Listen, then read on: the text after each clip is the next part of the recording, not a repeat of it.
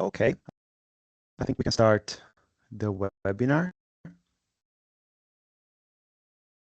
So thank you very much, you all, for connecting this morning to this webinar of Forest for You that will be speaking about knowledge repositories.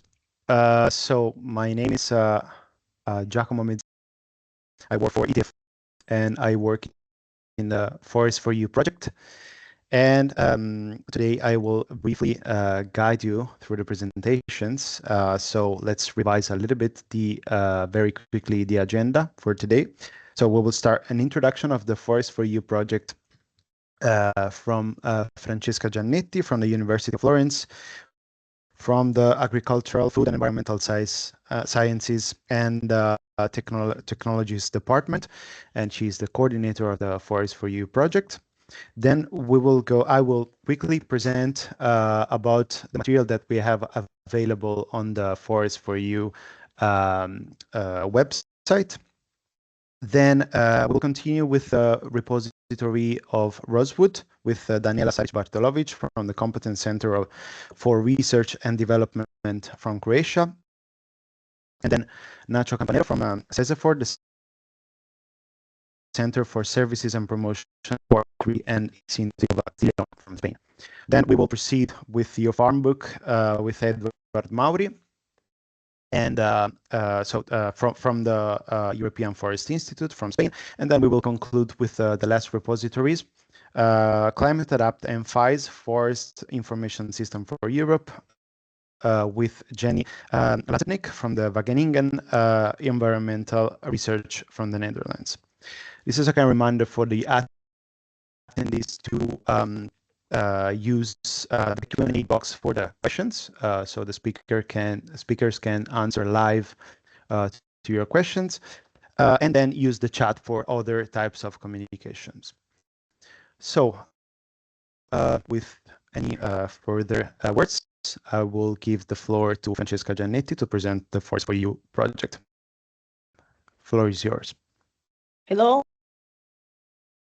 Thanks to be an important webinar that we organize in the context of Forest for You.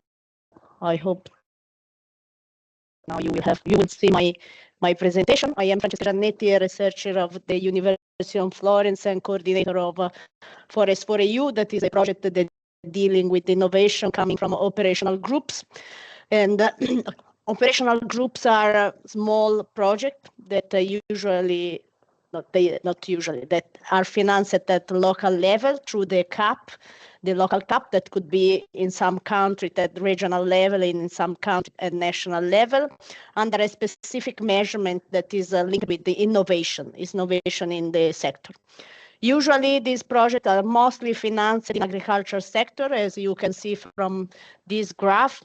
Mostly of them are not linked directly with forestry, but just the 5% of them are financed in the forestry sector.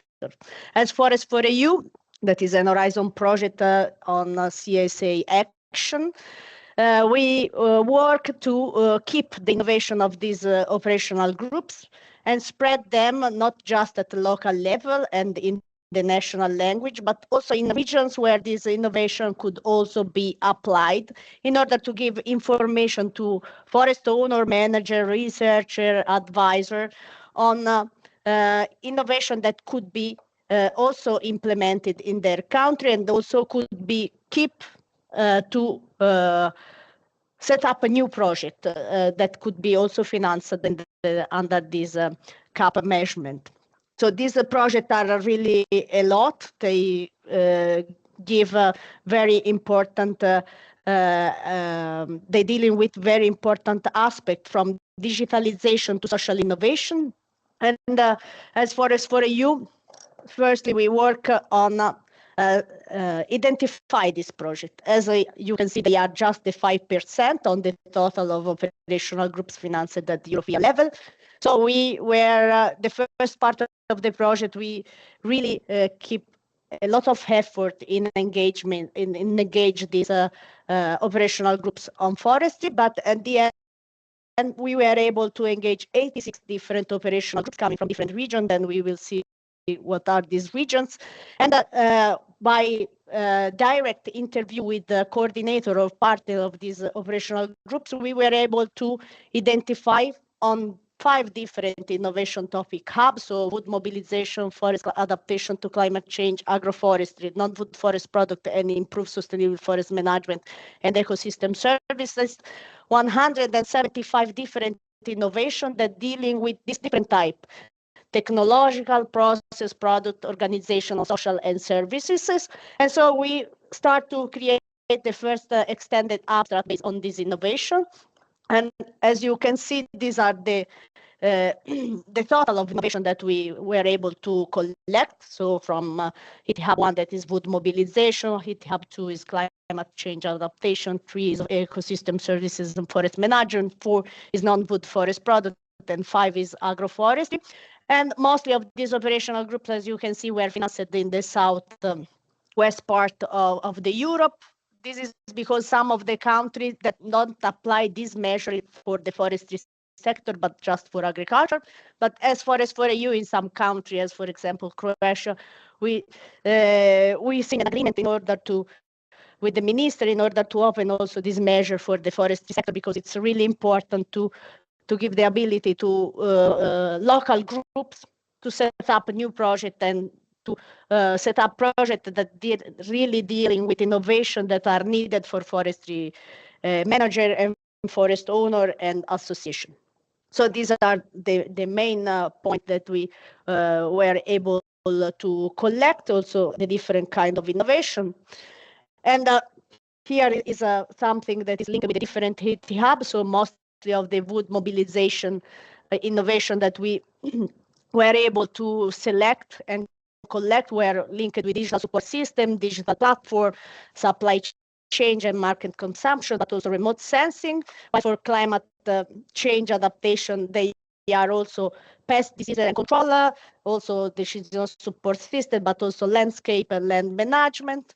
And with forest, sustainable forest management, also they are more linked on competitiveness and diversification and ecosystem services, but also multifunctionality of forest management.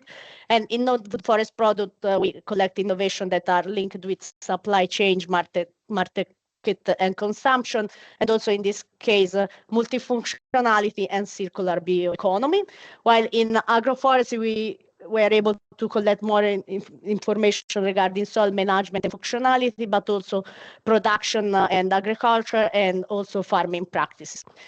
So all these innovation are also some would be also translated in then Giacomo will deal better information on that. We transform this innovation that we collect in different materials, from fact sheet to videos or to technical report, not just in English, but also in additional language, in order to give the possibility to forest owner to and forest manager, research and advisor to know more about this innovation, how are the potential of this innovation, and how you can set up these kind of things. So this, I leave the floor then to Giacomo, that will explain better to you how to find this information. And of course, to spread this information for us, the role of knowledge repository, it's really important. So Forest for EU doesn't develop their own knowledge platform, but we use the knowledge platform that already exists. And these are also the main objectives of this webinar, to understand how this platform work and how to use the material that they have on board.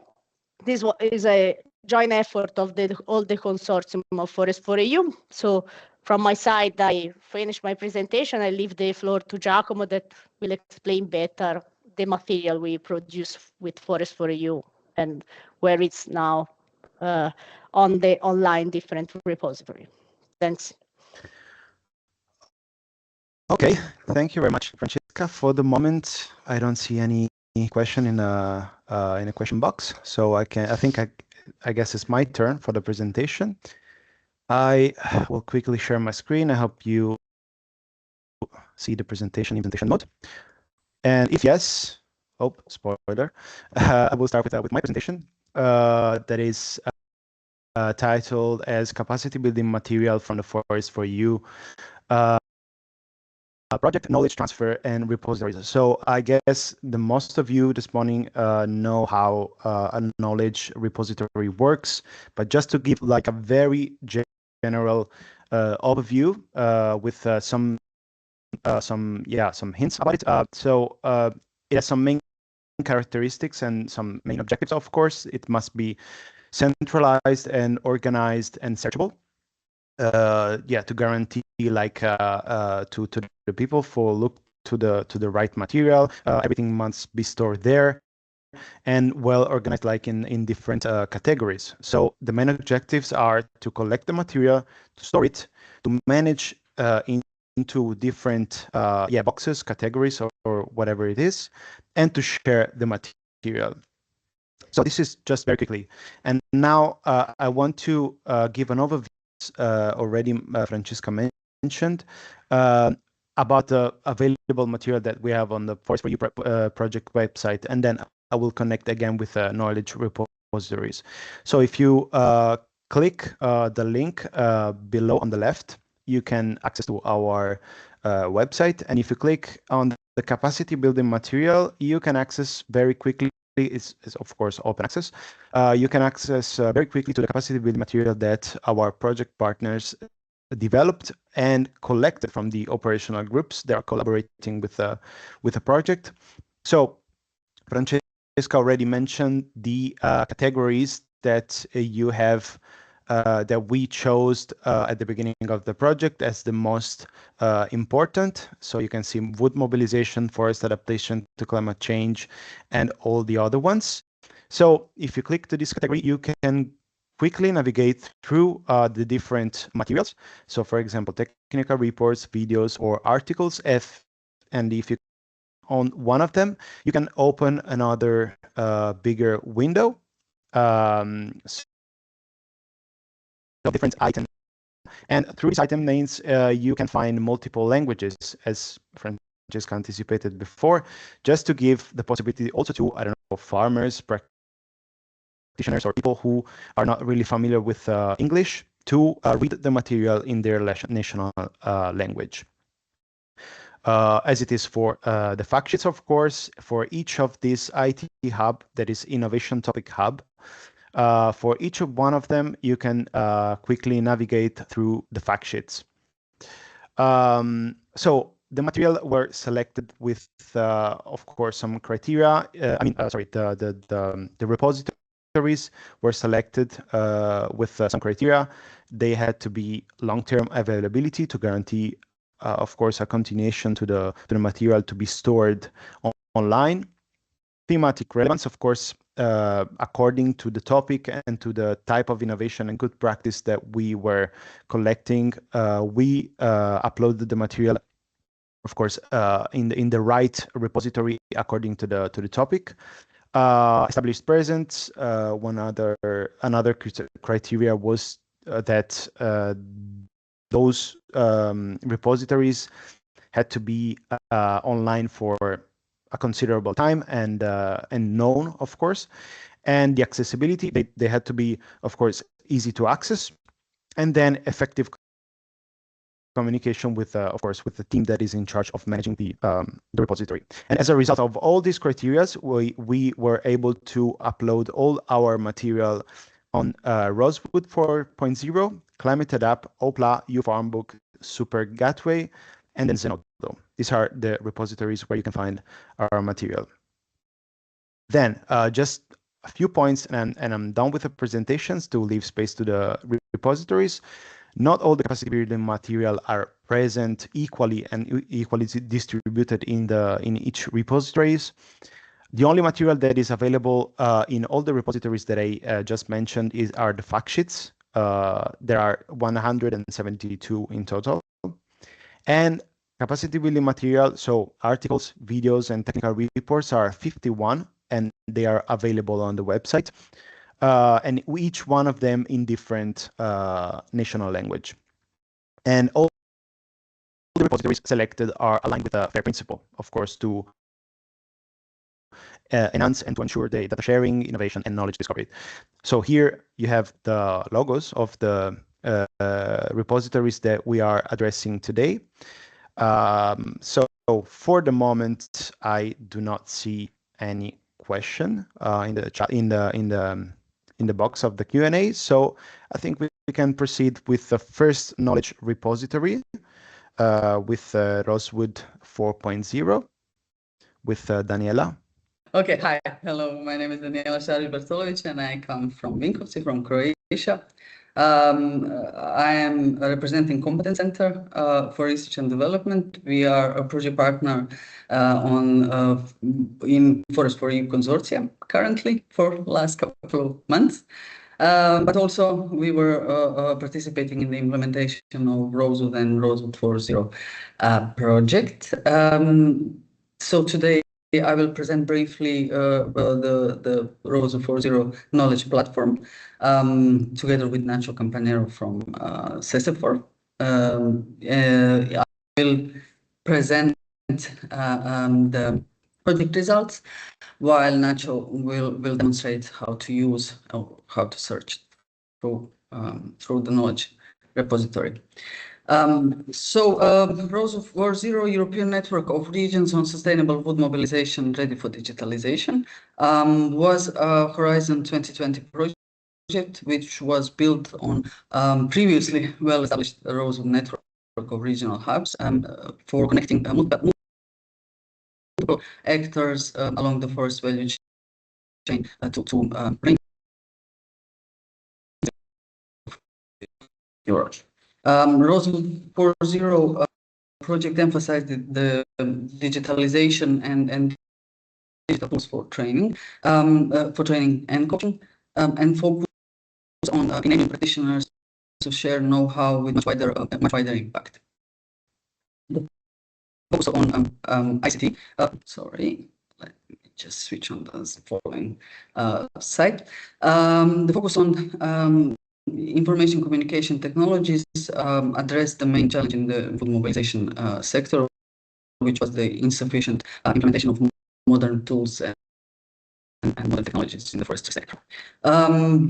Project lasted for 2.5 years with 21 project partners participating from 18 European countries. The aim of the project was to enhance the Rosewood network of regions, allowing stakeholders of the wood mobilization value chain to connect and to share best practices in the field. All project partners were organized in 5 regional hubs, and here you can see how it was geographically distributed throughout Europe. As I said, the main aim was to efficiently transfer knowledge within and across regions through use of modern tools and digital platforms. Such was the knowledge platform you will hear today. This knowledge creation of the knowledge platform was the main result within the Rosewood 4.0 project. We gathered 459 best practices and innovations which were deposited or uploaded in the knowledge platform. The main objective of the knowledge platform for regional forest innovation was to provide an easy access to usable information in the form of fact sheets, which are highlighting outstanding practices and innovations in forestry from more than 15 European countries. The open access repository contains multilingual fact sheets, videos, additional materials, and of course contact details for each best practice. After the project implementation, the repository was enriched with additional best practice examples, as you could hear from Francesca and Giacomo. Forest for You was one of those projects. At the audio-visual section of the Rosewood project website, you can find all video productions related to Rosewood network and regional hubs. Videos were produced for 25 best practices and several virtual study visits. The implementation of ROSO 4.0 project was impacted by the coronavirus, so we had to implement some activities virtually. Of course, these videos are also available on project's YouTube channel. Today I wanted to mention one additional project result which we considered quite important. It was the interregional roadmaps as one of many deliverables. These roadmaps represent strategic plans which answer three important questions. What was the actual status of the sector, where we wanted to go, and how we achieved it. So these roadmaps provide a clear insight in most interesting best practices covering the country's needs and the best practices that could be adopted to improve the current situation. This was also one of activities that were quite important for the roles of 4.0. It was development of business idea. This process of business idea development was evolved through workshops for selection of at least one best practice from another hub, which could be implemented in certain region or country to improve certain sector of or segment of forestry sector. Here you can see the example of Southeast Europe hub, which pre-selected these three gaps or identified these three gaps as the most relevant ones. And on the right-hand side, you can see the selected best practices, which could be implemented to improve these gaps or to diminish the gaps. So these business idea creation process implemented through workshops and through the involvement of regional national stakeholders who basically decided on the selection. As previously mentioned, are also focused on digital and digital tools for knowledge transfer. Therefore, concepts and teaching materials for blended learning have been developed, addressing different target groups: forestry contractors, private forest owners, and new forest owners. So within the project, we developed MOOCs, which are available on the project's website, and stakeholders considered it very useful because they were really short and sharp and on the point. So in order to find out something on a certain subject, you wouldn't lose too much time. That would be it from my side. We want to show you only the knowledge platform because the other sections have a lot of information. So the idea of this webinar is the platform. Okay. So here we have the main page. You have the search tool in the top of the page.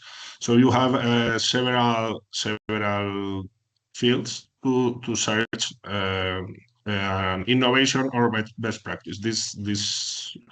In this platform we added both of them because some best practices can be considered as innovation and other not. But we have all of them together, and we in the fact sheet we explain if the best practice is also an innovation. So if you can search by keywords, but also you can search by domain. Please click there, and Daniela, if you go to domain, yeah, you see all the domains that are covered by the best practices: inventory, ownership, forest management, forest disturbance, and so on. Okay, it's wood construction, wood energy. Also, we have the scale of application because the regional the scale of the innovation can be local, regional, national, maybe several countries, or even continental. Okay, we also have a country. All the countries. Well, this is the list of the whole countries in the world, but you can search in the map too. With you can see in the right side all the countries that have innovations, and also the type of innovation. You have several types. What service offers the innovation? Advice, awareness, cascade fundings, bioeconomy, collaboration platforms, data platforms, the standards. A lot of types we have defined and classified the best practices with. Okay, and the next filter you have, of course, the language before. All of the best practices are at least in English, but also some of them have more than one language. So you can, if you want to find only the ones in your language, you can click there. But always English is a language in the mess. And also the challenge, we have 8 challenges that the best practice afford. So this 8 challenge, we use them to also put the color in the results. They are related, the challenge with the color that you will see in the list of the best practices below. Okay, so we have 8 challenges that they are addressing, and please go below the page. Scroll a little bit down, and Daniela, yeah. So here is you have the list of all the best practices in the platform. You have like 8 per page. If you go, if you see, you can see them in mosaic or list, but in the mosaic, that is the regular view, you can see that the name of the innovation, a short title, and below that, in the color, you see the keywords for each innovation, and also the language. That is where the square with N is there. If you want to download it, or if it has a video, and so on. So please, Daniela, go to the top of the. Well, no, to the bottom, please. More to the end of the way. Here you have the 8 colors that I said. This is another kind of looking for the best practice, depending on the challenges they are addressing. So each color represents a category of the challenge. So please go up, and I want to select one of them. So if you go to country and select Austria, this is the one I want to show you. Yes, click to filter, and then the results will be shown below. Yes, so please click the first one, the wood watcher. This is an example of one good practice with all the information that we have for all the best practices. You can see the title and a short description of the innovation. In this case, is an app for mobiles. So if you scroll a little bit down, you can see a little bit more. You can see the whole description of the innovation. It explains how it works, where it was built, and everything. And in the right side of the web, you can see, of course, all the categories we used in the search tool: the domain, all the keywords, the challenge, the type of solution. And as I said, if it is an innovation or not, what countries worked on this innovation, the scale of application, if it is continental or national or whatever, the start year. You have the contact data there with the mail of the author, and usually the web of the innovation or best practice. And a little bit down, you can usually have some resources when you have, for example, here you can access the Apple Store or the Google Play download place to download it, and all of them have the PDF format. If you want to export it, you click there. It's not necessary, Daniel. If you click there, you open a PDF with all the information that it's easy to collect This one has a video, so if you click in the video, it has usually a short video explaining how the innovation works, or so. The website of the project where the innovation was developed, and you have a little bit some pictures of it. If you click on them, they go a little bit larger, but it's okay. In this case, we can see an example of them. When was the innovation update uploaded to the web, and the project where this innovation was created. There are two main projects here: the Rosewood 4.0, as Daniel said, and also the Forest for You, that is our project now. And I think that's it. Well, you have a little bit more of information at the end, the type of wood that the innovation uses, the origin of wood, impact on environment, and the easy of implementation, and a small logo of the innovation if it has it. And I think that's it. So you have a lot of information here, and also you can always contact the owner of the innovation, or sorry, one last thing. At the top, you have add best practice or innovation. So if you want to upload one, you have to go there. Click, please. Yes. So here you have a form to upload your innovation in the language you select. But once you click on one of them, you have to register. We won't do it now, but because we send you a link to register, and then the best practice that is uploaded, we receive it, we read it, and we ask for corrections, and then we upload it when it is all done. So I think that's all for my side. Thank you very much, and sorry for the inconvenience of my screen sharing. Okay, no problem. Thank you very much to you both, Nashua and Daniela. So I have just a quick question regarding the repository. Maybe it can be extended to the other ones, but so of course at the beginning you make the repository, you just built it, and but of course you have to start populating it with material. So was there any specific strategy at the beginning to start populating the repository and to contact, like I don't know, interested people to upload their material? Or so what was the process at the beginning? Rosewood 4.0 was the second part of a project. The previous project was only Rosewood, and in that project we started compilate and to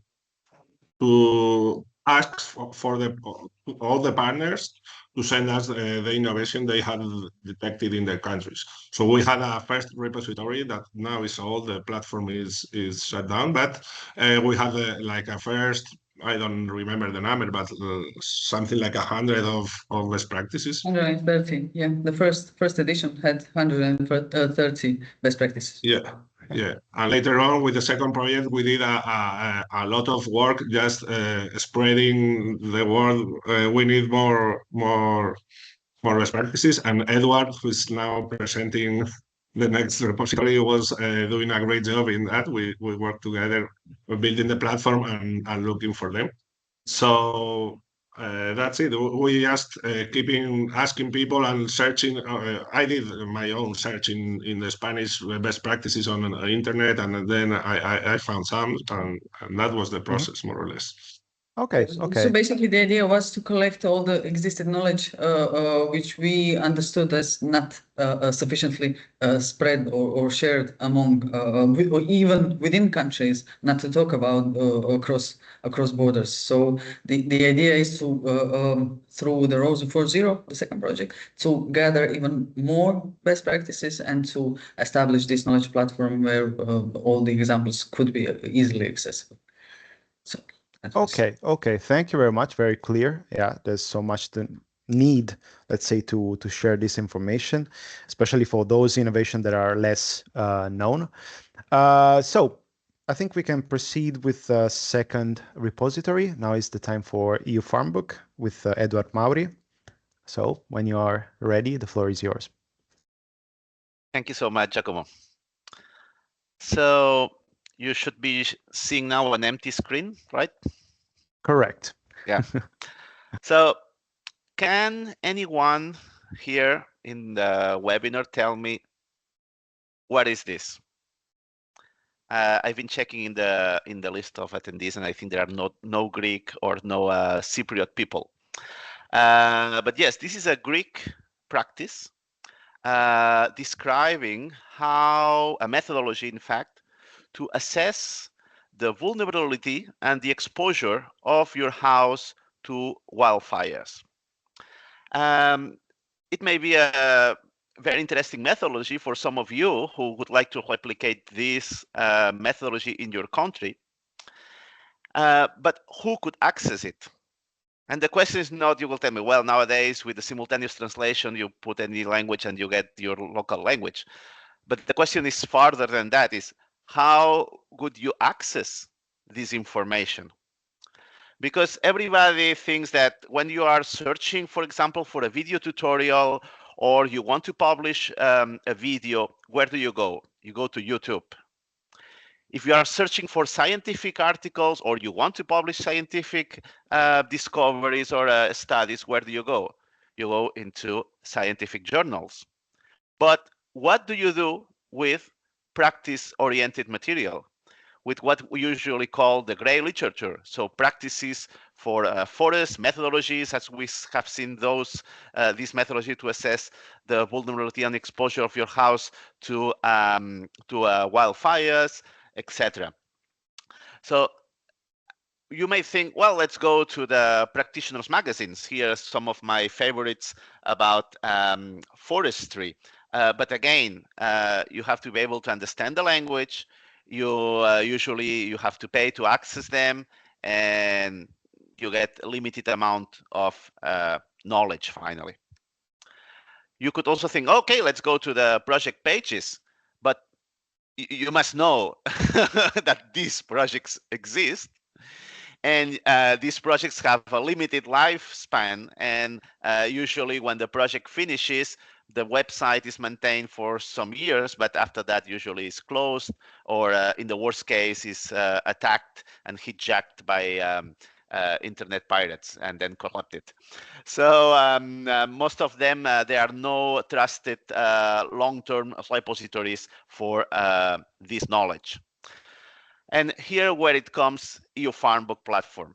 EU Farm Book Platform is an under development, so as you see, online platform that gathers and provides practice-oriented material for farmers and foresters and other actors, but on the domain of agriculture and forestry.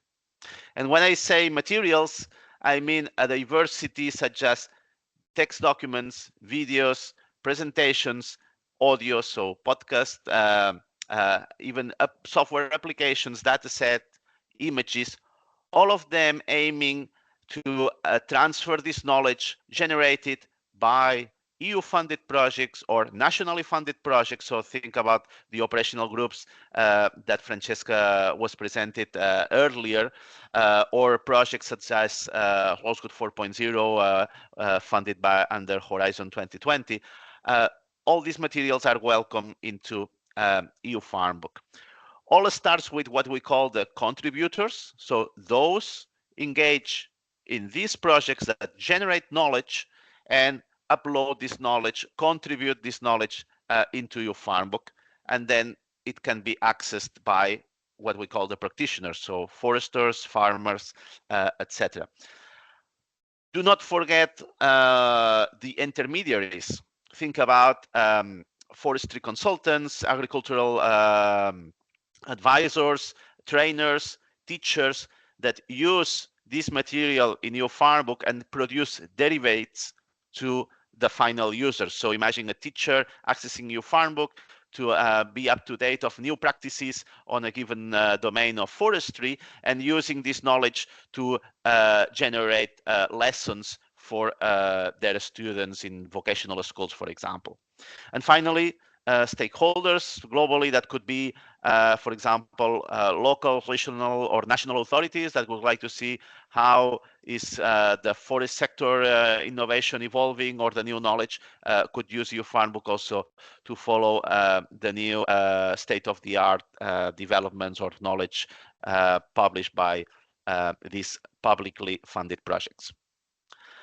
So if you are, because I've seen that in the list of attendees, a potential contributor, sorry, so someone producing knowledge via a publicly funded project, your Farmbook supports you in the dissemination of your knowledge, in the exploitation, because it connects your knowledge with potential users and end users, and globally it contributes to the impact, because if your knowledge is exploited, then it's the only chance to generate real impact. So what can you expect from your farm book? Here are some of the main key features that many people like. First of all, it's for free and open access, so you do not need to register, you don't need to pay a fee either to contribute or to access the knowledge. This knowledge is backed by the European Union or the member states. Why? Because as I've been saying until now, EU Farm Book welcomes only material that has been funded by public institutions, mostly from EU, but also from member states. And usually this public funding comes in a form of a competitive call. So if you win the call, it's because you are among the best consortia, the best proposals, and therefore you should be producing high quality and trusted knowledge. It's a multilingual hub, as you will see, with automatic translation, with a powerful search engine. You will see that it's very easy to upload, and it provides dedicated support, and it protects the authors, because all the material that you put there comes with a license, and you are free to choose the license of your choice. So with some of the features I will be presenting now, let's do an online test. So cross fingers that everything works well. So here is the EU Farmbook platform. As you enter it, eufarmbook.eu, the default page is in English, but as you should immediately see, the interface is already available in all the EU official languages. So any language that is official in the European Union Parliament, you will find here in the interface. So you could check the website in Spanish, and everything should be translated into Spanish. Of course, in the search engine, you can search in the language of your choice. So let's go back to English for everybody to follow. So imagine that you are managing extensive grazing and you want information on GPS colors, and you search and get a list of results, in this case 55 objects or pieces of knowledge that talk about GPS colors, and you have here some filters if you prefer, depending on the type of resource, if it's more focused on a given topic than another. So you may be interested just those that apply to forestry, so then it goes to 17, but I'm sure that if we go to livestock, then it jumps to 35. And when you access one of these pieces of knowledge, okay, this is interesting for me, here is what you get. You get a page where you see a title, a short description, very important, as Nacho just mentioned, the metadata. So who produced this, from where does it come, the authors, the purpose, the when was this created, etc., the keywords, etc. And here you get a preview. In this case, it's a PDF, 4-page long, in English. But you say, oh, but I prefer to read it in another language. So let's go to the other feature, the automatic translation, that by now is not as the interface that is available in all EU official language. We are now starting. Remember that your Farmbook is under development. So we offer English, Spanish, French, and German. So any document available in one of these languages can be translated to these other 3 languages. So here the document is in English and I want it in Spanish, and voila. So it's automatic translation, As you see here now, it appears a disclaimer here. See original in English. It tells you the original is in English. This is an automatic translation into Spanish. Of course, it uses DeepL. If you are interested, it's considered the best automatic translator by now. So, of course, there may be some mistakes, and sometimes the typesetting may move a little bit, but you can write in your own language. When I was talking about the powerful search engine, we have something that attracts a lot of attention nowadays, is what we call the farm assistant. That is nothing else than a chatbot style, ChatGPT style, where you can query anything. No, anything that about forestry and agriculture. So give me some examples of how extensive grazing or targeted grazing can be used to reduce forest biomass to prevent wildfires. And here it's thinking, and voila, I get some examples of use cases on how extensive graze can be used to reduce biomass to prevent wildfires. And you see that each one has a small number that refers to one of the pieces of knowledge that is farm book. So you can see from where this information comes from and go to the source. But of course, if I ask something like, who is the Spanish Minister of Agriculture? Let's see what it gets. I don't know. So it doesn't invent anything. If the information is not there, it tells you, I don't have this information.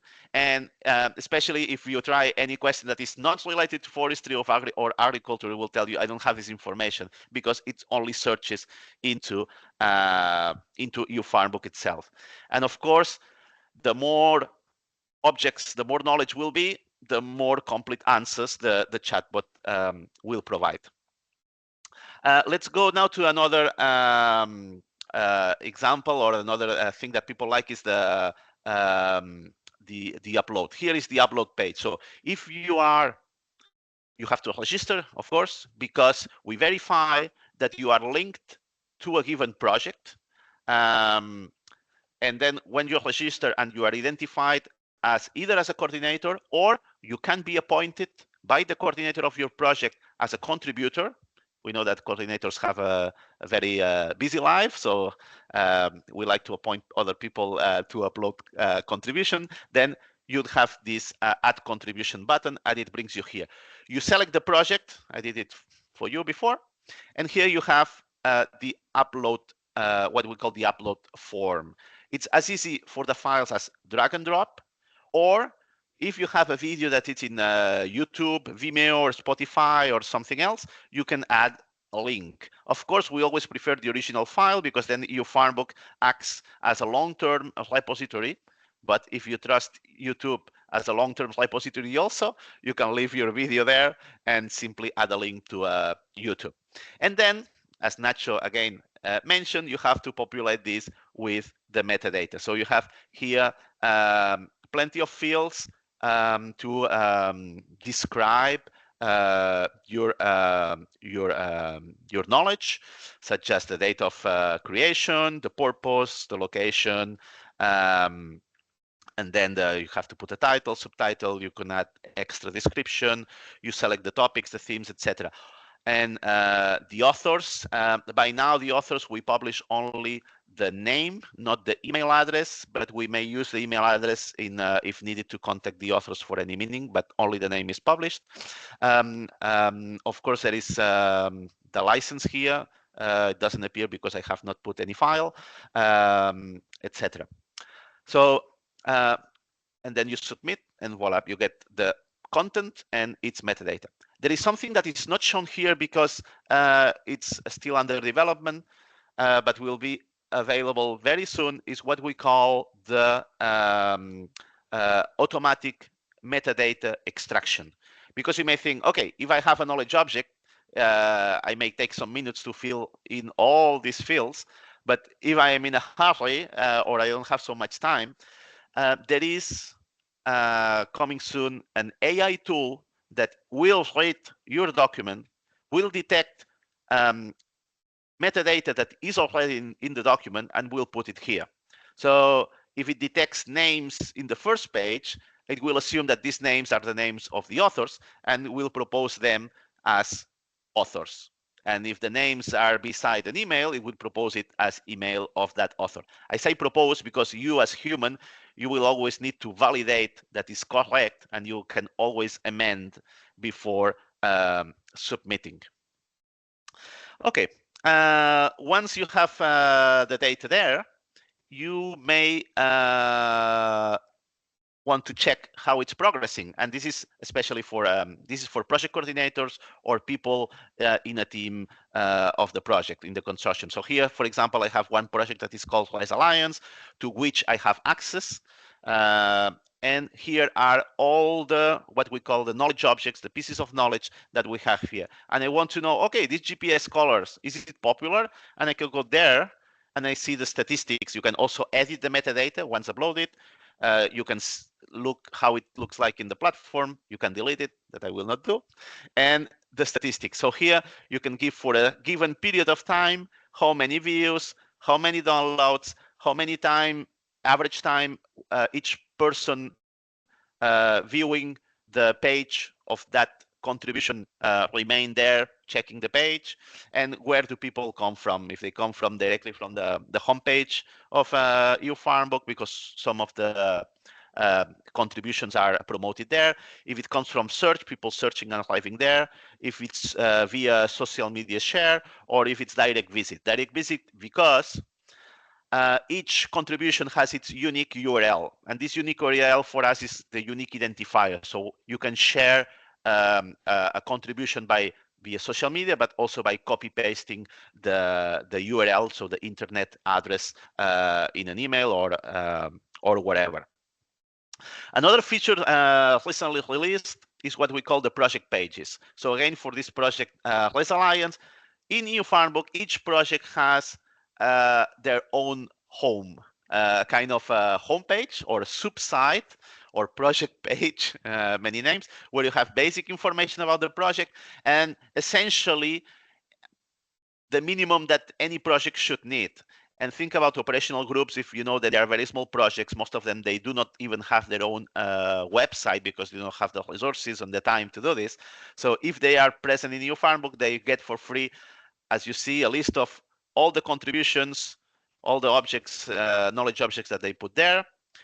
Customize project details, so you can customize this as you could customize a project page. So here are the details of the project Race Alliance with images, with links. Here it's only me, but there could be all the project partners or the work package leaders, those that you want. A list of partners. Very soon there will be a logo of each partners, pieces of news, and events about this project. So the minimum that a project would need. If your project is small, don't bother making your own page. You can use the EU Farmbook, one. There is a big chunk of piece here missing, that it's the social interaction. We expect that possibly next year there will be possibility for users of EU Farmbook to interact with those that contributed with knowledge. But this is something very still under development. And I'm finishing with something that could be relevant for some of you, is the API. The API is the application program interface, is a piece of software that you could install in a third-party website, in this case, the Race Alliance project website. And what do? Is that you access EU Farmbook from outside EU Farmbook. So here we created a collection of knowledge of fact sheets of 121 fact sheets, and you say, okay, I want to see fact sheets on wildfire related to forestry that implement technological solutions. And you get here 6 fact sheets, and you could search by language, filter by terms. Here, what you get, and I'm interested in this one, so you get a preview here. It's not in the project side of Race Alliance. This is all in EU Farmbook. So when you close the project, you can close the project website and you don't lose anything because everything is in EU Farmbook. So I'm getting very long, so just one couple of more slides. If you want to contact EU Farmbook, the best is that you go through the ambassadors. So you can scan this QR code, and then you will have different options to get in contact with the project.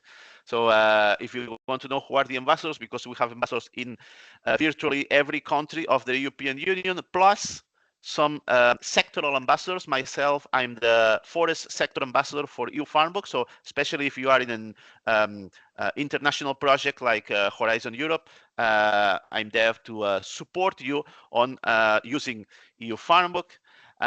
So eufarmbook.eu, that's the website of the platform, and welcome.eufarmbook.eu, that's the website of the project that has the same name. Sometimes it's a little bit mixing.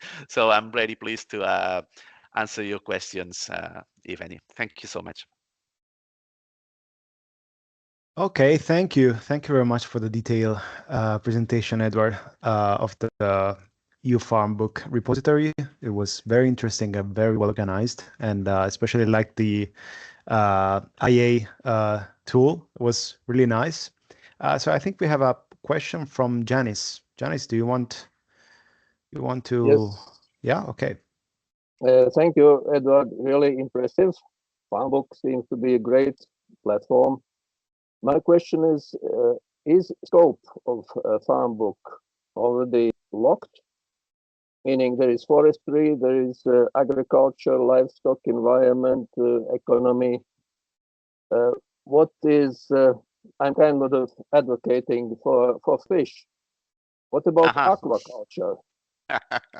Has it been discussed at any point? It's being discussed, aquaculture and fisheries. In the case of Horizon Europe program, if I'm not wrong, it's in cluster 6 also. So I know that the management board of EU Farmbook is discussing with the European Commission if fisheries and aquaculture could be included into your farm book. Of course, it would need extra resources because there are no experts on fisheries and aquaculture in EU farm book. So approaching the actors of this sector for us, it would be challenging. However, this is an option. The plan B could be the following: is that the source code of EU Farmbook, so all the programming that our software developers are doing, will be freely accessible to anyone to replicate EU Farmbook. So finally, the plan B could be if fisheries and aquaculture are not included, so anyone, of course, with software skills and competencies, could take the source code and replicate EU Farmbook and call it EU Fishbook, for example, and do the same, but for fisheries. Yeah. Okay, thank you. All right, thank you both. We are a little bit late on schedule, so I think it's time now for Jenny Ledzepnik, sorry for the pronunciation, with Climate Adapt. So the floor is yours whenever you want. Please enable the mic. Oh, sorry about that. All right. Yeah, so hopefully you can see my screen now. Yes. Yeah. Okay, great. Yeah, it's Ledzepnik. I know it's a difficult last name to pronounce, but yeah, So sorry. I'm Jenny. No worries. I'm Jenny. You don't have to pronounce the last name. I'll just be, hopefully not too long, have a quick look at navigating the forestry and agroforestry resources on Europe's climate adaptation portal. And in my presentation, I will go through just introduction to Climate Adapt. I will show a highlight of the forestry landing page, including all the resources like case studies, projects, adaptation options, and policy. There's a policy page I will showcase. And the tools section, which includes another platform that I'm working on. So I'm working on the content for both Climate Adapt, forestry and agriculture biodiversity pages, but also for the FISE platform, which is a knowledge repository for forestry in Europe. And I will just do a side presentation on that as well. And finally, I want to invite you, if you have any way to contribute to Climate Adapt, and share with you how you could do that. So I'm just curious, of the people that are here, how many have been to Climate Adapt Europe? Do you have a show of hands or or maybe raise your hand digitally with the little button on the top? I see only one, only Edward, but he's from AFI, so I assume he would.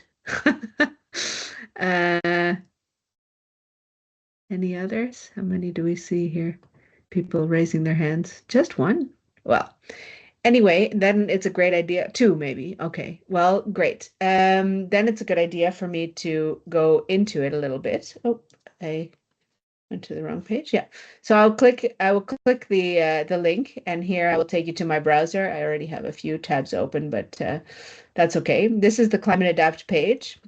And on the Climate Adapt page, you also have kind of a sort of AI and a bunch of stuff. But in order to get to the page that I wanted to showcase, you go to knowledge and the climate adaptation in the forestry sector. And yeah, because we all know that climate change impacts forests in a huge way.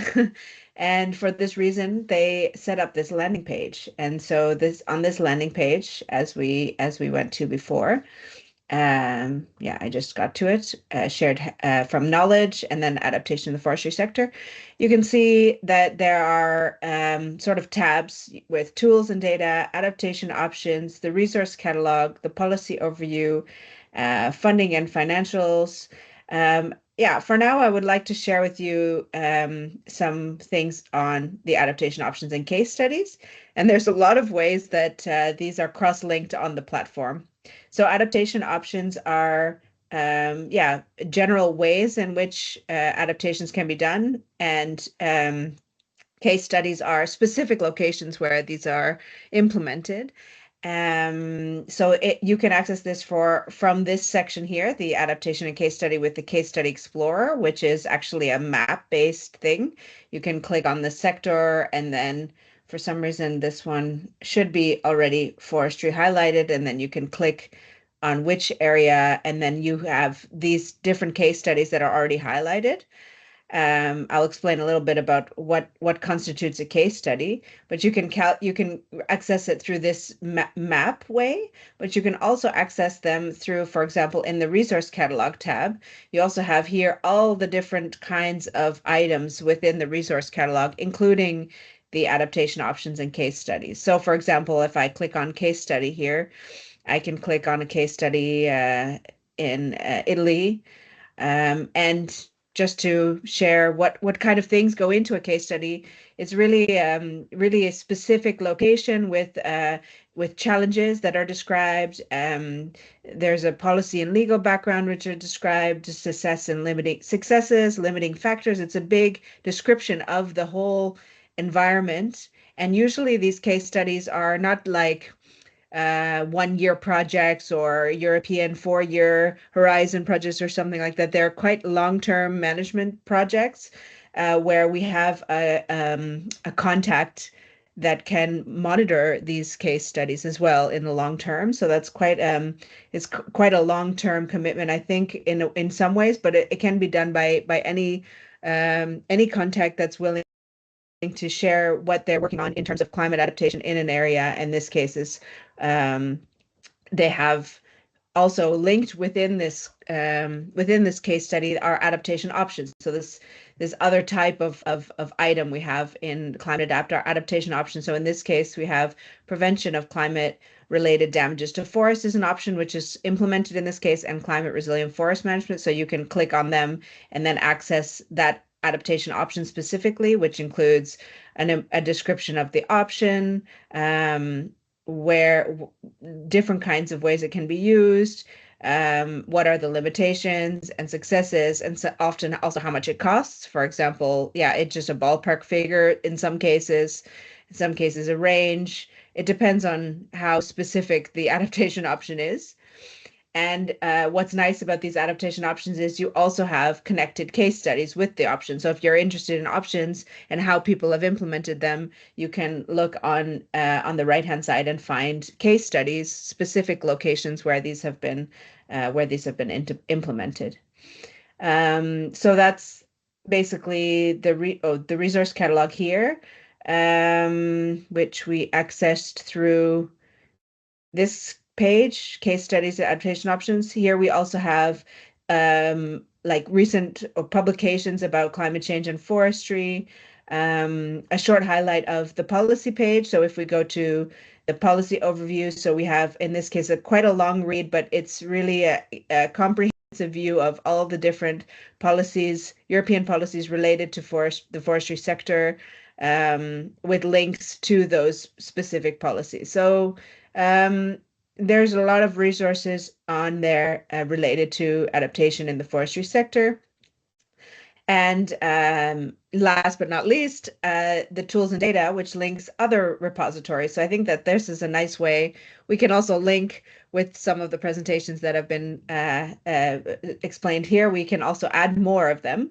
And one of them, which I've been working on specifically, is FIES. So we have FIES. What is FIES? So FIES is about all different information about forests in Europe. So that information is provided by JRC, the European Commission. It's paid for, hosted by the EEA, but a content is commissioned by DG Environment, and we, Werner Wagner Environmental Research, along with AFI, provides the content for this.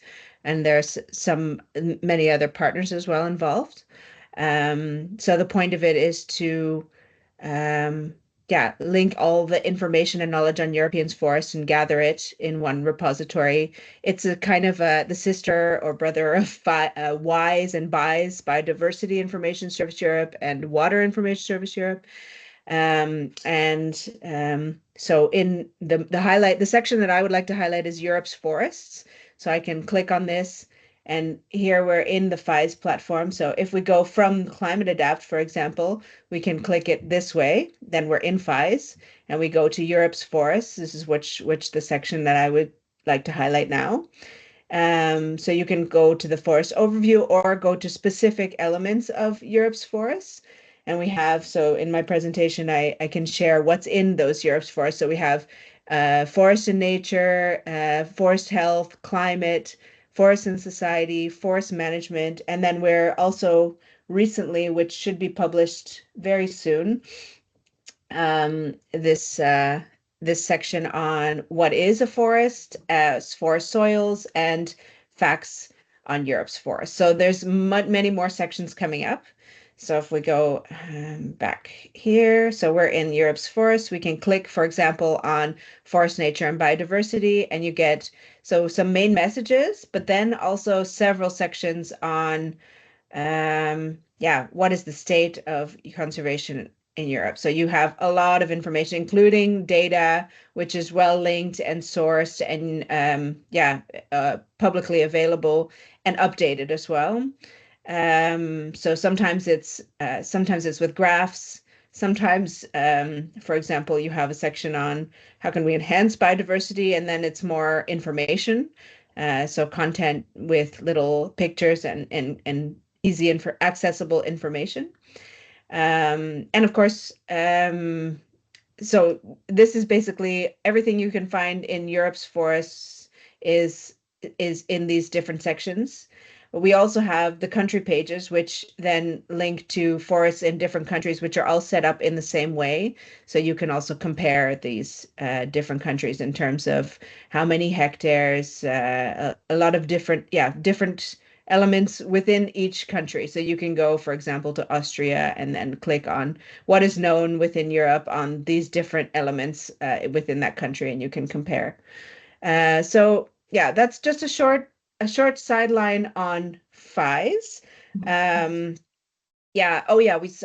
also have another thing on FIES, the research highlights. So we have under Europe's forests, where is that? Where do I find that again? So if we go back to the main one, here we have FIES services on research highlights. So we can have a look, and these research highlights are compiled by experts, by science communicators and AFI researchers. So basically, complex topics can be described, and they have several topics that are highlighted in the research highlights here. I'm going really fast through this because I don't want to take any more time. But now back to that, all of those things were found in FIES, for example, another repository here. And we also have if we're going back to the Climate Adapt page, we also have a whole bunch of news similar to the research highlights. We also have news, which can be accessed on the Climate Adapt page on the home page. So if you're in the home, this is again the home page of Climate Adapt, you can access the news there. And recently, the beginning of this year, we had this news item about all of the knowledge practitioners and policymakers in the forestry sector. So you have, for example, the case studies that were added and 3 new adaptation options that were added together with colleagues at Forest Europe. So yeah, there are a lot of different ways to access forest information on Climate Adapt through these different items in the resource catalog. And of course, lastly, in my presentation, I just wanted to quickly mention you can also join us and collaborate and add. So if you are either a repository or if you have a case study you would like to include, or you would like to contribute somehow and be featured on the Climate Adapt, please do so. Of course, we're always looking for good forestry practices and good context for monitoring of these prevention practices, all of those kind of things. You can do that by going to About. So if we click on, where are we again? So we get back to the news, click on About, and then share your information. You can find how you can share it, but you can also just email us. So mail to climateadapt@eea.europa.eu. And that was my quick whirlwind presentation about Climate Adapt and FIS.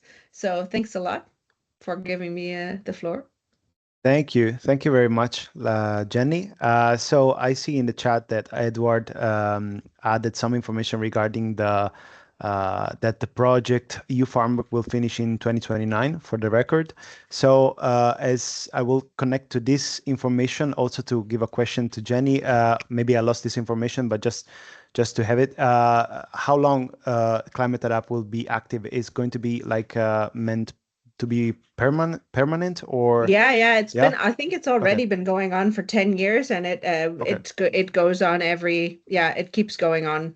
So it's very it's quite a long-term thing, and they're looking to improve every time. So this landing page on forestry is also going to become a landing page for the other sectors as well, but they started with forestry, so that's really quite nice. Yeah, thank you. Because also I'm quickly sharing with you in the chat the news that we have on the Forest4U website. Why? Because we had some study visits hosting people from all around Europe, and one of the main, let's say, topics that we faced and that just came up with during the study visits was the knowledge sharing, to be able to share this information to reach the right people and to ensure long-term availability to the material. So it was very much an important topic. And so I think it's quite fundamental to ensure that all this material will still be available for the next years. I don't know. For the most of the years. That's exactly also why in the case studies and things we look for long-term contacts that are able to update the state of the case study, for example. But also for Climate Adapt, we have people that are always checking the links to make sure that they're still active, and so that's that is something that's quite well maintained on Climate Adapt. So if your platform is also has these connections, or if you have a case or a project that can be added and that has a long-term link, then Climate Adapt is definitely looking to connect with that. Okay, thank you. And also, of course, it's good to have like the availability of different languages. This was also another fundamental thing that we addressed, that we faced, because of course, like not all the practitioners and farmers are familiar with English. So it's very nice to easily, let's say, search through the resources, and this is a really good thing also to ensure the continuity of this material also to people who do not speak like English or and they speak only the national language. So if there is no any other question, I think we can start closing the webinar. Francesca, do you want to take over to have some final remarks? Yes, I really thank all the speakers for giving us this great overview of the platform that are many, and I think they are also important to understand the sectors, but also to have idea for new project and also upscaling the enterprise or the way of forest management, also in the context of climate change, that I think it's also really relevant to have the ability to understand the problem that also other forest owners may have and how they try to solve. So thanks a lot for giving this important overview and also to give us the possibility to understand how they works and how we can query this platform, that I think is also a relevant point. And I would like also to thank all of you as Forest for EU to host us with our material in your platform. Was great for the project and for our results. So thanks a lot also from my side for this. And I think we can close the webinar, but I would like to remember you that we will have our final event if you want to participate in Croatia, also with the Race Alliance, where the project where Edward Mauri is a coordinator. So we hope to see you in Croatia and also keep updating on Forest for EU, because we will exit in the coming days also with some policy brief that I think you can share also with your regions or politicians, because we think that we try to keep the problem that the forest sector have and also the overview of what operational groups could be important for the forestry sector and not just for the agriculture sector. So thanks a lot, and hope to see you in Croatia and in the coming online event of the Forest for EU. Thanks. Thank you, Francesca. Just to mention, this webinar will be available on the website of Forest for You and YouTube channel, of course. And I thank you too very much, and have a nice day and have a nice week.